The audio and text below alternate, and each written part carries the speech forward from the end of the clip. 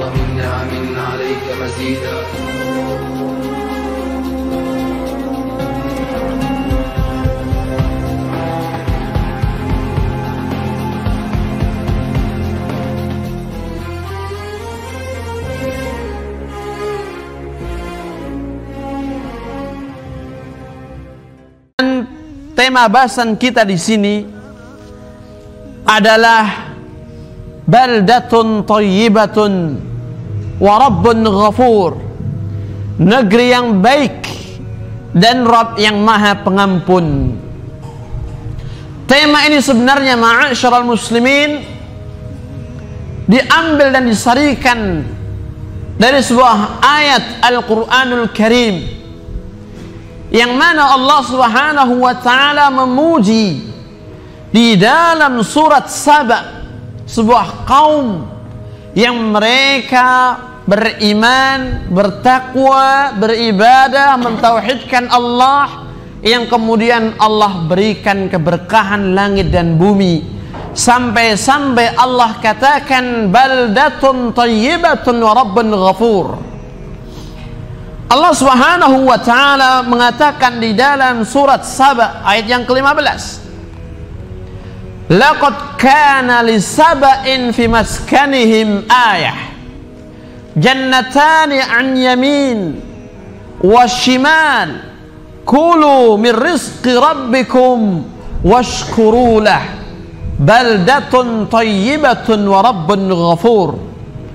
Sungguh benar-benar telah ada sebuah tanda pada kaum Saba di tempat-tempat tinggal mereka. Apa itu?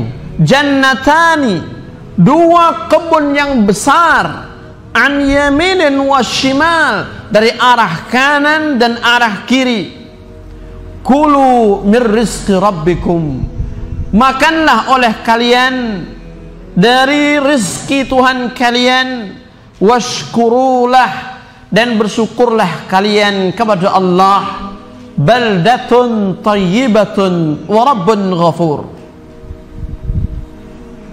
negeri yang baik yang penuh berkah dan Allah zat yang maha pengampun. Inilah ayat yang mulia yang dijadikan tema dalam bahasan kita di kesempatan yang berbahagia ini. Sebelum kita membahas panjang lebar isi dari tema tersebut, perlu kita sampaikan sebagaimana penjelasan ulama ahlu tafsir terkait dengan tafsir ayat di atas. Mengapa Allah Subhanahu wa ta'ala sampai memuji mereka kaum Saba sampai dikatakan baldatun thayyibah?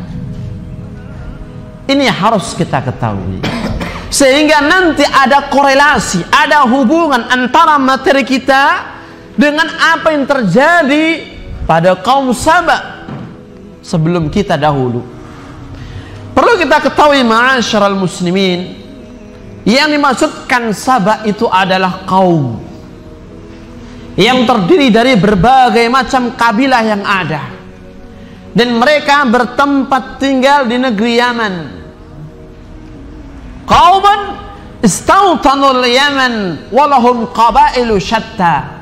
Saba adalah sebuah kaum yang menempati negeri Yaman sebagai tempat tinggalnya, dan mereka memiliki kabilah yang amat sangat banyak.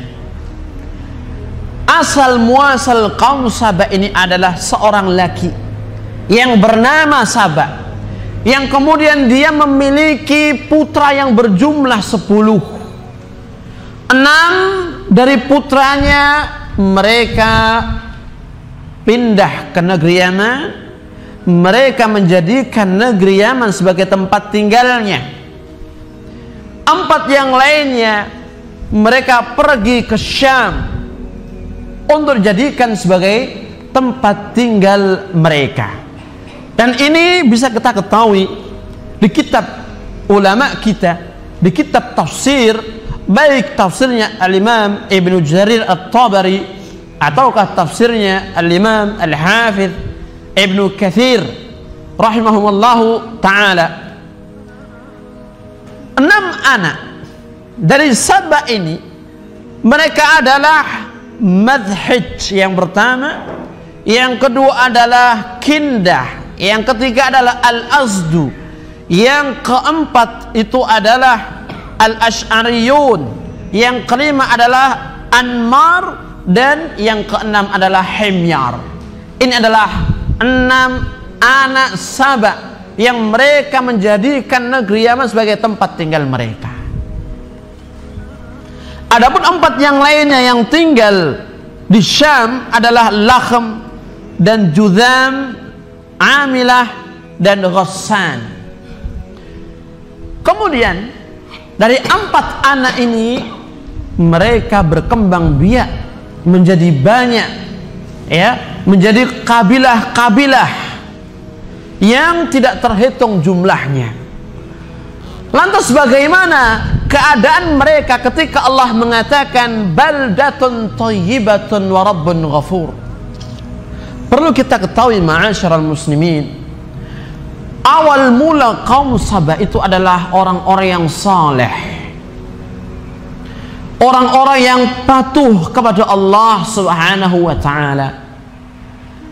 Mereka beriman kepadanya, bertakwa kepada Allah Subhanahu wa ta'ala, memiliki akhlak yang mulia, akhlak yang agung, dan keadilan merata. Tidak hanya keadilan ditegakkan pada rakyat bawahan, akan tetapi juga ditegakkan pada petinggi-petinggi kabilah. Makanya di dalam ayat tersebut, ya, laqad kana li saba'in fi maskanihim ayah. Para ulama menjelaskan, di antaranya adalah Al-Imam Al-Hafidh Ibnu Katsir, beliau mengatakan kanu fi ni'matin wa ghibtah fi biladihim wa 'aishihim wa ittisai arzaqihim wa zuru'ihim wa thimarihim. Mereka orang-orang kaum Saba dahulu berada di atas kenikmatan yang luar biasa, bahkan melebihi kenikmatan yang dijumpai di negeri kita. Di dalam kehidupannya mereka mendapatkan kelapangan rizki, tanam-tanamannya, tumbuh-tumbuhannya menghasilkan buah dan biji-bijian. Ba'athahumullahu aw ba'athallahu ilaihim rusul ta'muruhum ayyakulu min rizqih wa yashkuruh bitauhidih wa ibadatih fakanu kadzalika masyaallah. Lantas Allah Subhanahu wa ta'ala mengutus kepada mereka para rasulnya yang menyuruh mereka untuk makan rizki Allah Subhanahu wa ta'ala. Kulu min rizki rabbikum. Para rasul-rasul Allah yang Allah utus kepada mereka mengatakan, makanlah oleh kalian rizki yang Allah berikan kepada kalian ini. Washkurulah, dan bersyukurlah kalian kepada Allah. Bagaimana? Bitauhidih, dengan mentauhidkannya, wa ibadatih, dan beribadah hanya kepadanya. Kemudian mereka mengimani seluruh para rasul di awal-awal yang Allah utus kepada mereka.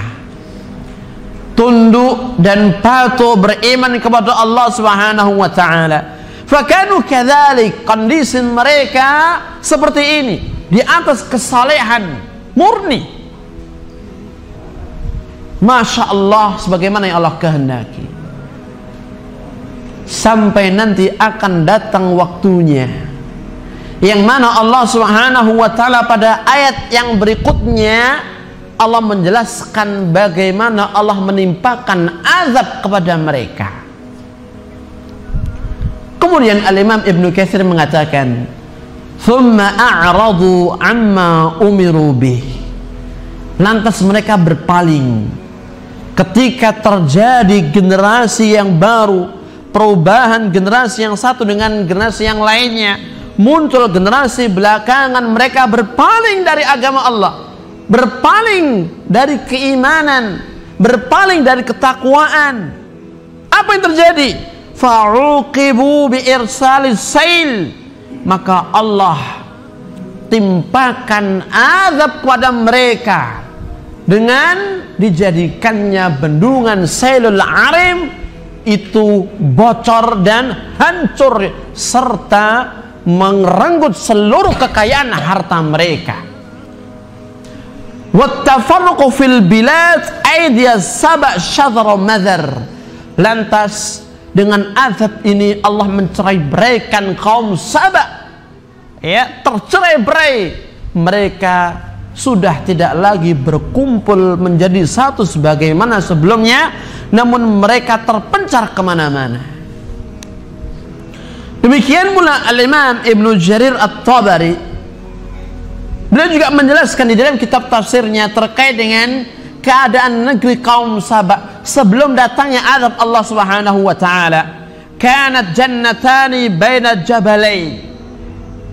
Mereka memiliki dua kebun di antara dua gunung. Fakanatil mar'ah tukhriju maktalaha. Lantas seorang, sampai-sampai digambarkan oleh beliau rahimahullah taala, ketika mengeluarkan ranjang untuk mengambil buah-buahan, dia cuma menempatkan di atas kepala. Fatamshi baina jabalain. Kemudian wanita ini dia berjalan antara dua gunung, yaitu berjalan di antara dua kebun tadi. Fayamtali'u maktalaha wa mamassat biyadiha. Apa yang terjadi? Ketika wanita ini mengeluarkan ranjangnya, hanya ditaruh di atas kepala, sambil jalan sudah keisi penuh dengan buah-buahan dari dua kebun tersebut, tanpa kangelan, tanpa susah payah, tanpa mengambil dengan tangannya, hanya sekedar jalan saja, ranjang di atas kepalanya sudah terisi penuh. Itu menunjukkan bahwa kondisi negeri kaum Saba yang gemah ripah loh jinawi. Makanya benar firman Allah Subhanahu wa taala yang menjelaskan kepada kita, manakala penduduk sebuah negeri itu beriman dan bertakwa kepada Allah, Allah akan turunkan keberkahan dari langit, Allah akan keluarkan keberkahan dari dalam bumi. Dan itu terbukti pada kaum Saba yang ketika itu di generasi awal-awalnya mereka beriman, tunduk dan patuh kepada Allah Subhanahu wa taala. Demikian pula disampaikan oleh Al-Imam Ibnu Jarir, sampai-sampai keadaan negeri mereka, lam yakun yura fi qaryatihim ba'udatun qattu, sampai-sampai tidak didapati seekor nyamuk pun di negeri mereka. Pada zaman itu tidak ada nyamuk, ya, obat nyamuk belum ada, baygon, ya, apalagi hit belum ada. Mereka hanya menggunakan alat tradisional dan berbagai macam tanaman herbal dalam bahasa kita untuk menghilangkan nyamuk. Bukan hanya nyamuk, kata Imam, wala dzubab, tidak ada seekor lalat pun di negeri mereka, wala burghuz, wala aqrab, wala hayyah. tidak ada serangga pun, kecoa, tidak ada. Demikian pula kalajengking atau bahkan ular. Biasanya kebun itu kalau rindang banyak binatang seperti ini. Ularnya ada, serangganya ada, garengpung juga ada. Gitu ada, Pak. Tapi anehnya kebun mereka tidak ada sama sekali itu semua. Terbayang tidak dalam benak kita? Sulit untuk membayangkan. Dan ini yang harus kita yakini, sebagaimana Allah jelaskan dalam ayat tadi.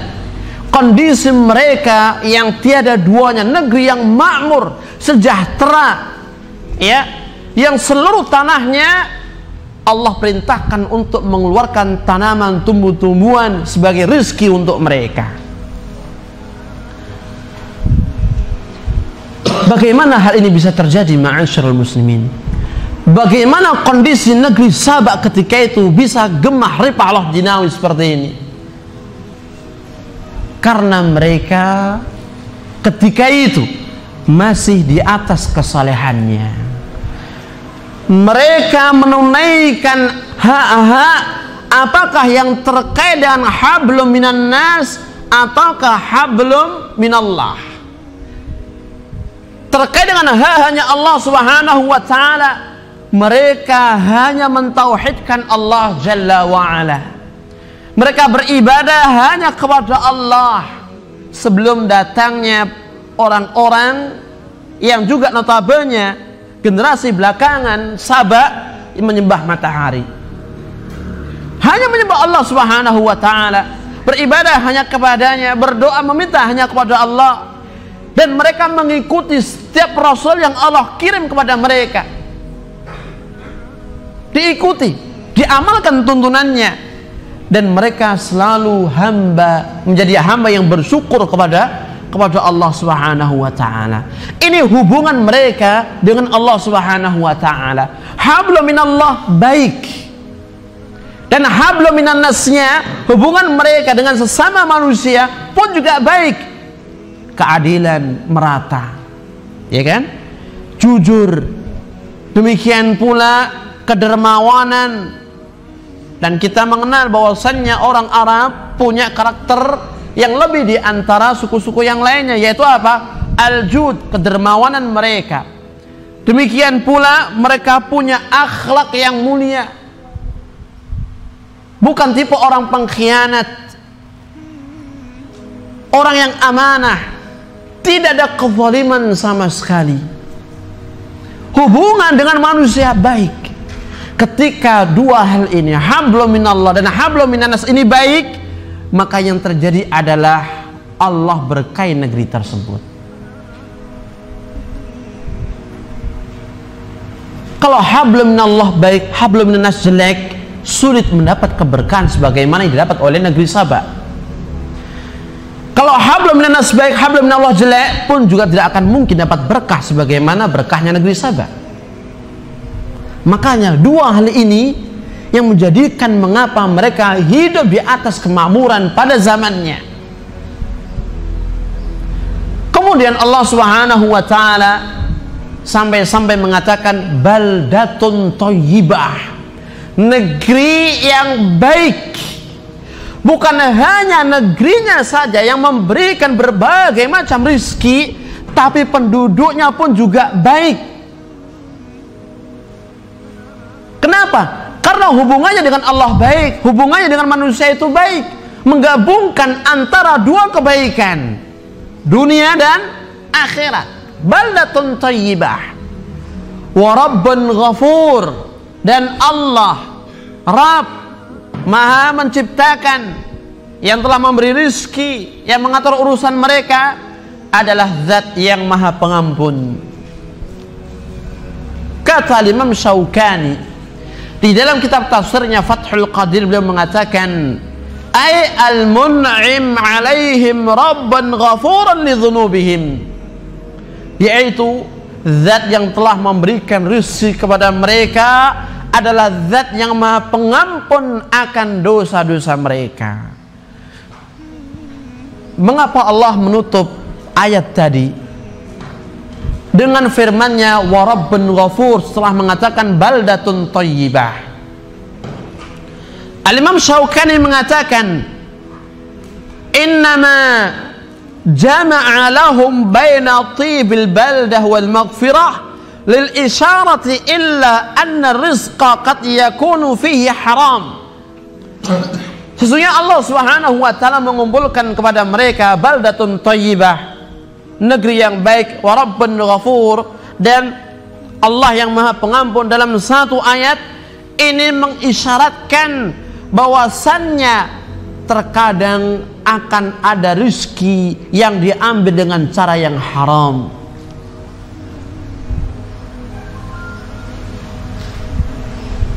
Ketika ada di antara manusia yang mereka mengambil rezeki Allah dengan cara yang haram, Allah mengingatkan wa rabbun ghafur, Allah itu zat yang Maha Pengampun. Artinya apa? Memerintahkan orang yang melakukan kesalahan ini bersegera minta ampun kepada Allah Subhanahu wa taala agar terjaga baldah thayyibah ini. Kemudian pada ayat berikutnya apa yang terjadi? Allah menjelaskan kondisi sebaliknya.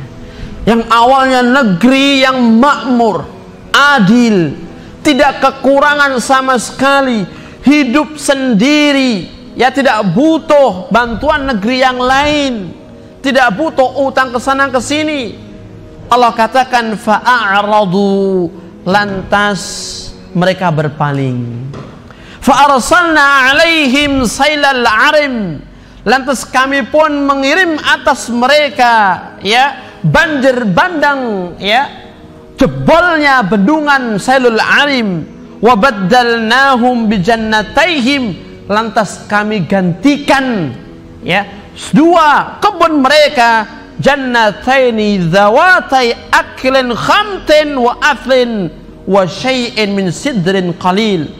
Kami gantikan dengan dua kebun yang memiliki tanaman yang berbuah pahit dan juga pepohonan yang tidak menumbuhkan buah-buahan, dan juga kami tumbuhkan pohon bidara yang sangat sedikit. Artinya Allah gantikan dengan tanaman yang tidak seperti mereka lihat sebelumnya. Tidak ada buahnya, tidak ada hasilnya. Hanya tanaman liar yang tidak bisa diambil manfaatnya. Dzalika jazainahum, di ayat setelahnya Allah katakan dzalika jazainahum bima kafaru, demikian itulah kami balas mereka disebabkan kekufuran mereka. Wa hal nujazi illal kafura, dan tidaklah kami membalas sesuatu yang pahit kecuali atas kekufuran mereka. Artinya ayat ini menjelaskan kepada kita, ma'asyiral muslimin, tatkala negeri itu berubah menjadi negeri yang kufur, tidak mau bersyukur kepada Allah, rusak hubungannya dia dengan Allah, rusak hubungannya dia dengan manusia, tidak lagi menyembah Allah Subhanahu wa taala.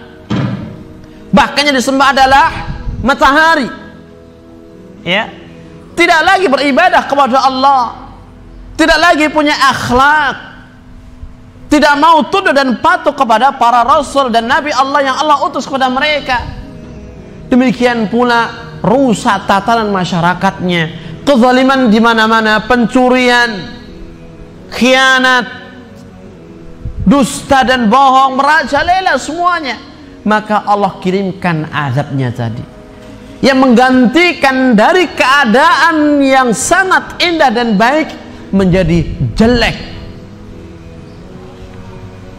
Makanya ketika burung hudhud mengatakan kepada Nabi Sulaiman, ya, waji'tuka min saba'in binaba'in yaqin, dan aku datang kepadamu wahai Sulaiman dari negeri Saba, yaitu kaum Saba yang ada di negeri Yaman, dengan kabar yang sangat yakin. Inni wajadtu imra'atan tamlikuhum wa utiyat min kulli syai' walaha 'arsyun 'azim. Aku mendapati seorang ratu yang diberikan tahta jabatan kerajaan yang begitu besar, diberikan segala sesuatu, dan dia punya singgasana yang begitu agung. Wajadtuha wa qaumaha ya'buduna lisyams min dunillah. Apa kata Hudhud? Aku mendapati dia ratu ini dan juga kaumnya menyembah matahari dari selain Allah. Wa zayyana lahumus syaitanu a'malahum, dan syaitan menghias-hiasi perbuatan mereka. Fasaddahum 'anis sabil fahum la yahtadun. Lantas syaitan pun menghalangi dari jalan Allah yang lurus, sehingga mereka tidak mendapatkan hidayah dari Allah Subhanahu wa ta'ala. Dari situlah nanti mulai kekufuran sedikit demi sedikit merajalela. Hubungan antara hamba dengan Allah rusak. Hubungan antara hamba dengan hamba yang lainnya juga rusak.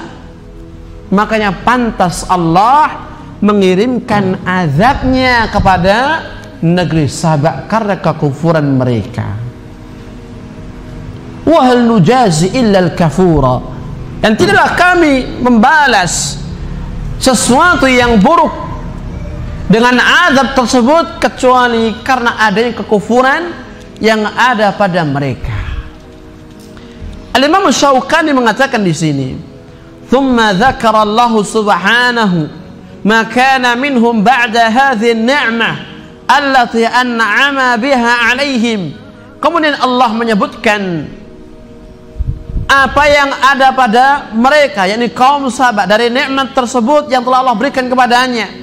Faqala, lantas Allah pun mengatakan, fa'a'radu 'ani syukri, lantas mereka berpaling dari bersyukur kepada Allah. Yang seharusnya dengan kondisi negeri yang baik mereka bersyukur, namun mereka mengganti dengan kekufurannya. Yang seharusnya mereka mentauhidkan Allah, mereka mensyirikannya. Yang seharusnya mereka mengimani nabi dan rasulnya, mereka mengkufurinya. Wa kafaru billah wa kadzabu anbiya'ihim atau anbiya'ahum, dan mereka juga mengkufuri Allah Subhanahu wa ta'ala dan mendustakan para nabi-nabinya.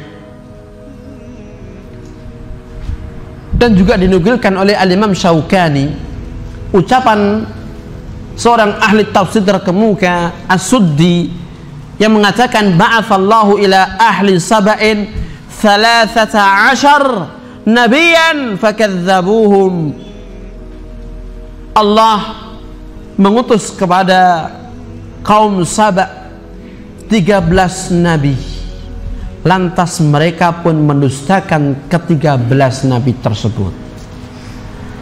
Inti dari cerita itu semuanya, ma'asyiral muslimin, kemakmuran, keberkahan itu akan didapat dengan seorang kaum beriman dan bertakwa kepada Allah Subhanahu wa ta'ala, memperbaiki hubungan dia dengan Allah dan hubungannya dengan sesama manusia. Hablum minallahnya baik, hablum minannasnya juga baik,